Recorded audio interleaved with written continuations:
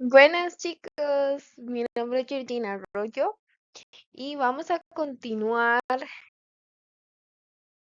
con estos temas muy importantes. Y esta vez vamos a ver los ciclos biogeoquímicos, ¿ok? Esto viene seguidito de la guía anterior de los descomponedores y saprófitos. Entonces, ¿qué son estos ciclos biogeoquímicos? Bueno, el ciclo de la materia empieza cuando las plantas me van a transformar esa materia inorgánica, perdón, en orgánica. Y acaba cuando los descomponedores transforman la materia orgánica en inorgánica. ¿Ok? Los procesos implicados en estas transferencias son biológicos, tales como la respiración, la transpiración, la fotosíntesis, la descomposición, em, puede ser hasta geológicos como la erosión, la formación del suelo, la sedimentación, ¿verdad? Los ciclos de materia consisten, ¿verdad? Todos, podrá haber del suelo, del agua, del azufre, de todos, muchos ciclos, pero todos consisten en algo en común, que es en esta transferencia, ¿verdad? Cómo se transfiere esos elementos químicos desde los sistemas biológicos a los geológicos y viceversa, ¿verdad? Ellos van a incluir una gran variedad de procesos biológicos, geológicos y químicos, ¿verdad? Por eso es ese nombrecito, porque es la mezcla de todos esos procesos biológicos, geológicos y químicos, y por eso se deriva el nombre de ciclos biogeoquímicos, ¿ok? Bueno, los cuales guardan y transportan elementos tan importantes para que puedan ser utilizados por los organismos vivos. En simples palabras, para que les quede más claro, se puede definir como el circuito donde un nutriente se mueve entre los componentes abióticos y bióticos de los ecosistemas, ¿verdad? Poco más sencillo.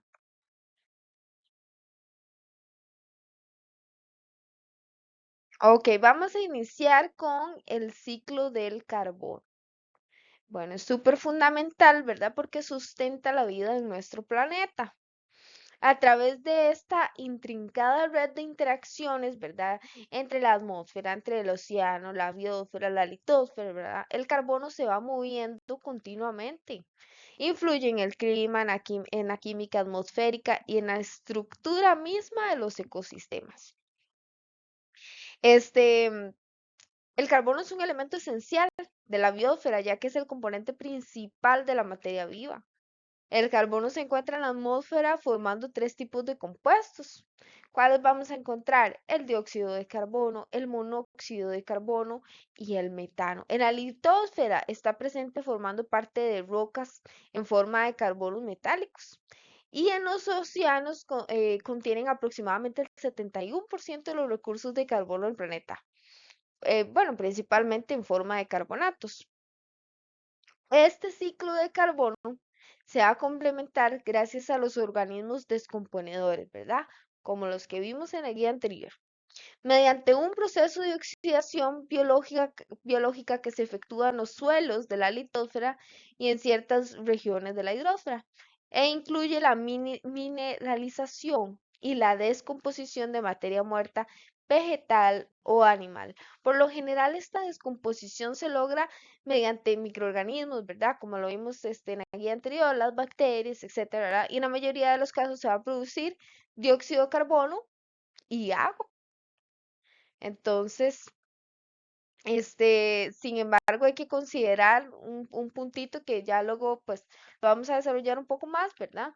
Que la quema de combustibles fósiles, la deforestación masiva y otros procesos industriales han aumentado drásticamente la cantidad de dióxido de carbono en la atmósfera, ¿verdad? Y esta cantidad excesiva e innecesaria es lo que va a provocar o lo que está provocando más bien un desequilibrio en el ciclo natural. ¿Verdad? Porque tiene este exceso de dióxido de carbono que ha contribuido al mismo calentamiento global y sobre todo al cambio climático. Pero esto ya lo vamos a ver a continuación, ¿verdad?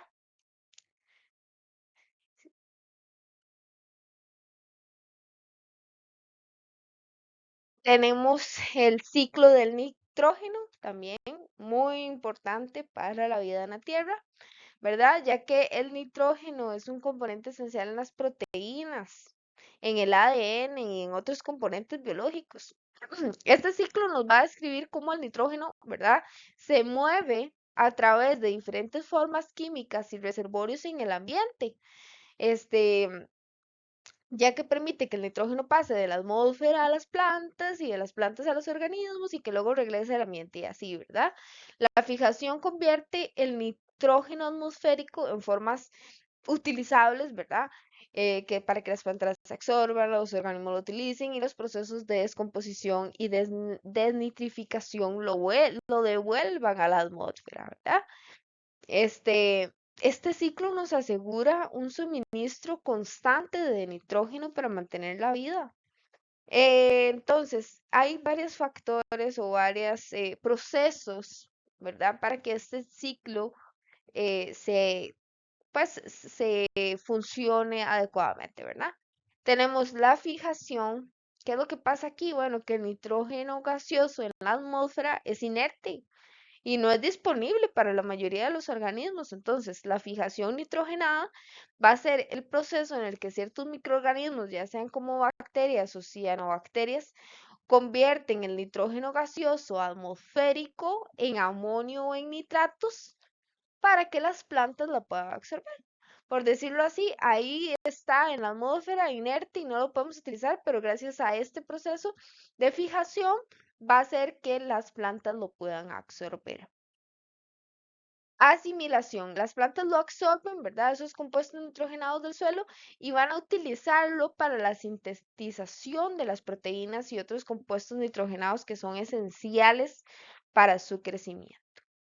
En el consumo, bueno, los animales obtienen ese nitrógeno al alimentarse de las plantas o de otros animales que previamente consumieron plantas, ¿verdad?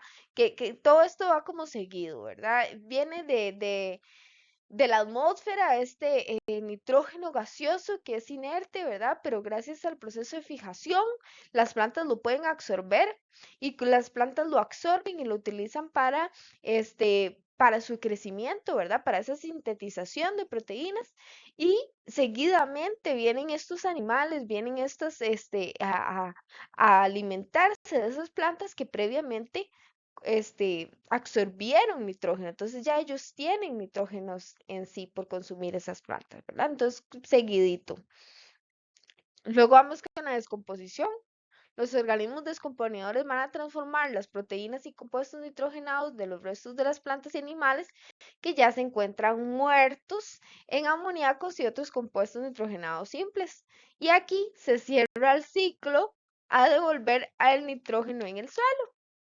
¿Verdad? Si vemos cómo esto va a seguir, como decimos, cada ciclo tiene en común que todo es un círculo que mantiene ese ciclo en constante funcionamiento, ¿verdad?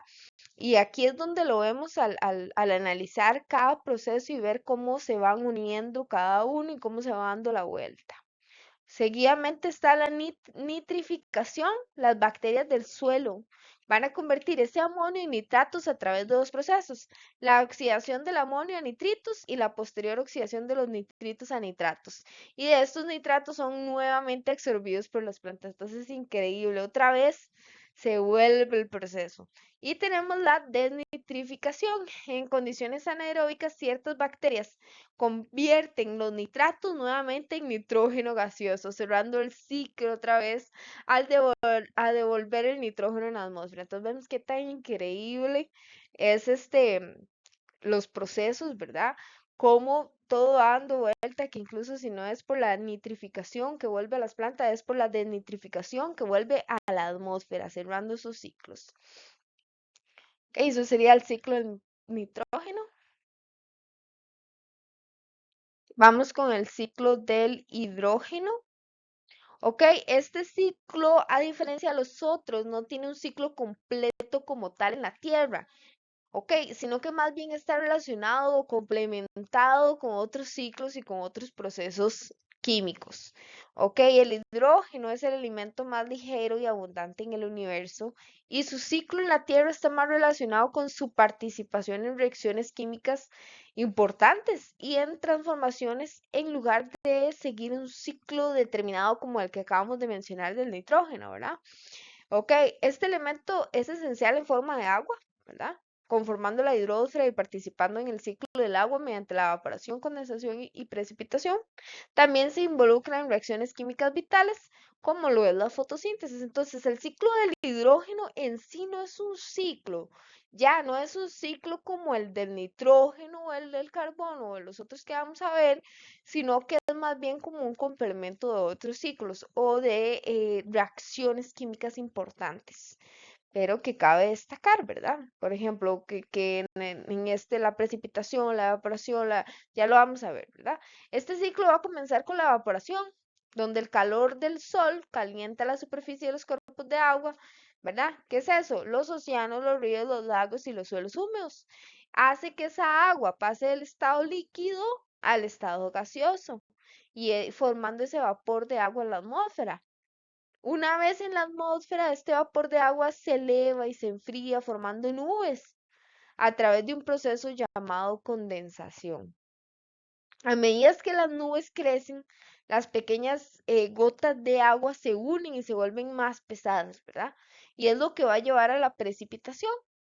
La precipitación como lógica, ¿verdad? Como estamos diciendo, bueno, si esas pequeñas gotas se unen y se unen y se unen, pues en algún momento va a ser demasiado pesado. Entonces, ¿qué va a pasar?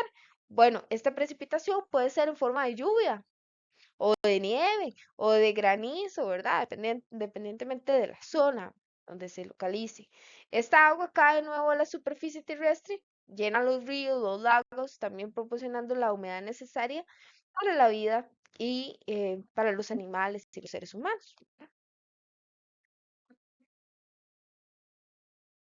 Mm. Ok, por último tenemos lo que es el ciclo del oxígeno. Bueno, cabe destacar que es uno de los más importantes. Todos son importantes en realidad porque nos ayudan a mantener la vida en el planeta Tierra. O sea, sin uno no podríamos hacer nada. Ok, este, aunque no sigue un ciclo estrictamente biogeoquímico como el del carbono o el del nitrógeno, el oxígeno experimenta transformaciones constantes a través de diferentes procesos. ¿Ok? El oxígeno en la atmósfera se encuentra en forma molecular y formando parte del dióxido de carbono en el agua y en el ozono, ¿verdad? En la litosfera se encuentra en combinación con muchos metales formando óxidos. En la hidrosfera contiene oxígeno combinado con el hidrógeno formando agua y en la biosfera el oxígeno es un elemento esencial en casi todos los compuestos químicos, importantes para la vida desde un punto de vista biológico, ¿verdad? Las tres sustancias, agua, dióxido de carbono y oxígeno molecular, y unimos las moléculas de los seres vivos, ¿verdad? Van a constituir estas principales sustancias que van a participar en este ciclo del oxígeno.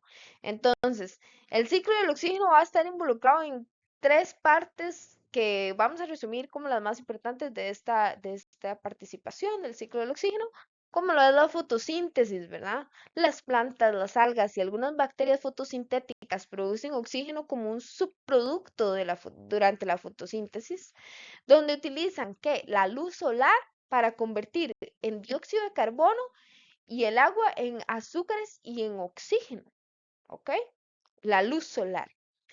Seguidamente tenemos la respiración. La respiración celular es el proceso mediante el cual los organismos van a consumir oxígeno para oxidar los nutrientes y para obtener energía y me van a liberar dióxido de carbono.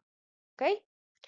Combustión. Bueno, la quema de biomasa, combustibles fósiles y la actividad humana en general también liberan oxígeno, pero en el proceso de combustión junto con dióxido de carbono y otros. Entonces, este sí es como un poquito más de cuidado, pero ya lo vamos a ver. Este, y eso sería lo que son los ciclos biogeoquímicos, unos cuantos, todavía quedan lo que es el ciclo del azufre, así que lo vamos a ver en la siguiente guía. Muchas gracias.